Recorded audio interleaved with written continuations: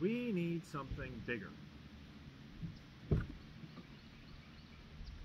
See if we can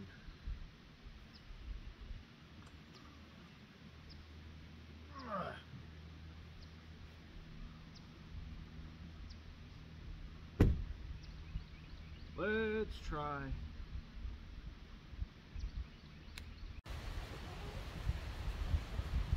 It worked! Would you look at that?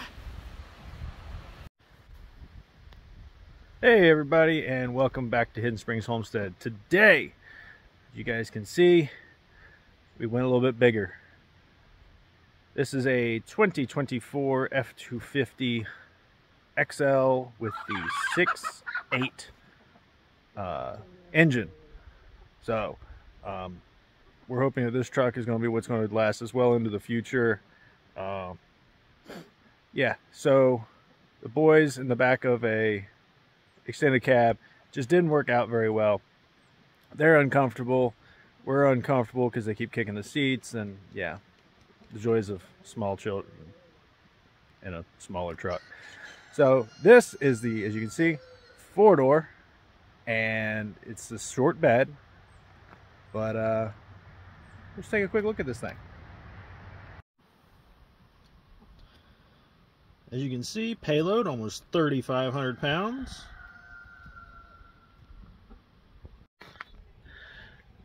And that's because when we're hauling hay bales and it's all 5 of us in the truck, kind of makes it a little close to the payload capacity. We're getting close to being in the unsafe range, or at least unsafe range for me.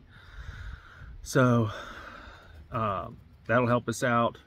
Also, this thing can tow double what the F-150 can. This goes up to 14,000 pounds in this configuration. We did not opt for the 7.3 because I didn't need, 17,000 pounds of towing. I don't need to tow a house off of its foundation. So this was plenty. It gets a little bit better gas mileage, I'm hoping. Again, another must-have for our family: vinyl flooring and the vinyl seats. Gotta have those. Little kids are messy, and then the flooring, well, when you got chickens and you're constantly stepping in chicken poop, I don't want to smear that into the carpet. First impressions are pretty good. It had a little bit of a wobble, kind of like a tire was out of balance when we were on the interstate. We bought this out of Woodstock at Criswell Ford. They were great help, and they actually have the trucks that we are looking for, not Lariat Ultimate packages, not Platinums, the El Cheapos. So we were like 99.9 miles. So for the first 100 miles, of course, 10 of it was, from the dealer. But I'm really liking it. Yeah, the XL package doesn't have all the bells and whistles, but that's not what I want. I want my money and my weight to go into payload for whenever possible. Handling, it handles great. It doesn't feel like it's got any sway in the corners yet. Of course, everything's still, it's still stiff, and, it hasn't softened up yet, which is fine. I know it will soften up. I'm kind of hoping it does soften up a little bit on the suspension. But it is really nice in the corners. It feels solid. Of course, the suspension's stiffer, but, it's almost 3,500 pound payload, whereas the F-150 was like 2,200 pound payload. And it's, this is designed as a work truck in more of a heavy duty environment versus the F-150. So yeah, it's not gonna sway as much, and the suspension's gonna hit a little harder. The only thing I don't like about this so far is really it's got the snowplow prep package, which is okay, but it makes that front springs a little bit stiffer. It does give me an extra sway bar, which I will always use for safety. I will always opt for that. Ouch, cat. Sandy decided to say hi on my thigh. But yeah, that's kind of the only thing I really don't like. It just makes it a little bit stiffer. Now, granted, I think those springs might also increase my payload. So, you know, kind of a 6 one, half a dozen the other. Another feature that I'm really glad we got is the spray and bed lining. The old truck, we didn't have anything, and we just put a rubber mat in there, which was nice, and it worked. But this will go all the way up the sides of the bed, on both sides, front and back. Whereas in the F-150, it was just the mat in the bottom. So this covers a lot more, and I don't have to, we did have some scratches from bringing home wood, firewood, and hauling other things. So glad that this was included as well. And still, this truck, I think its MSRP was still like 55 and change. So not breaking the bank as far as Super Duties go at all.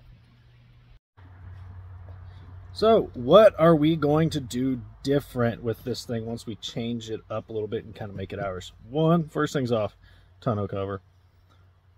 I raved on it on the F-150. I'm going to get another one. That's just what it is. Plus, they help your fuel economy. Now, fuel economy in this thing, just driving it home, we got about 15 miles a gallon. I'm really hoping I can get that up a lot more, because I really liked how our F-150 got like 23 miles a gallon. Now, I realize I'm never going to see that again, but I'd really like to see 20. I'd be happy if I can get 18. We don't tow heavy all the time. Actually, we don't really ever tow heavy, but this thing definitely helps with the safety of towing our tractor with our little 18-foot trailer. Another thing, Courtney has demanded the side rails, the step rails. So we are definitely going to be getting that, because this thing is like 6 inches taller, almost. It's tall, like it's a big boy. So we are going to get some steps to help her, help me, because, you know, I'm pushing 40 now. And then Caleb definitely needs some help getting in as well. He's struggling to climb into this thing. Also forgot to mention, this thing does have the overhead lights. It also has the upfitter switches. I have no plans on using those, but pretty much every truck at Criswell had these, and so it wasn't a big deal. Like literally, I just went for the cheapest option that had the spray and bed liner, and pretty much everything that is up there was white, because these are designed for work trucks, and that's what I wanted. I wanted something designed to work with, you know, the vinyl seats, the vinyl flooring. So that's what I wanted, and you know, so we got what I wanted. Just, you know, don't need clearance lights, don't need them. I don't know why. I think maybe that's a commercialization kind of thing. I don't know, not for me. And then the upfitter switches, I'm never going to probably use them. Who knows, maybe I'll put like a big light on the front for driving around in wintertime in the snow so I can get into work. That's about it for this one, guys. Thank you for joining us. Please comment. I'd love to know what you guys think of the 6.8, especially. I know it's got a 10R100 transmission, so it's a little bit different than the other Super Duties. But I'd really like to know what you guys think, and any issues I need to look out for. As always, please like, comment, subscribe, and as always, God bless you guys.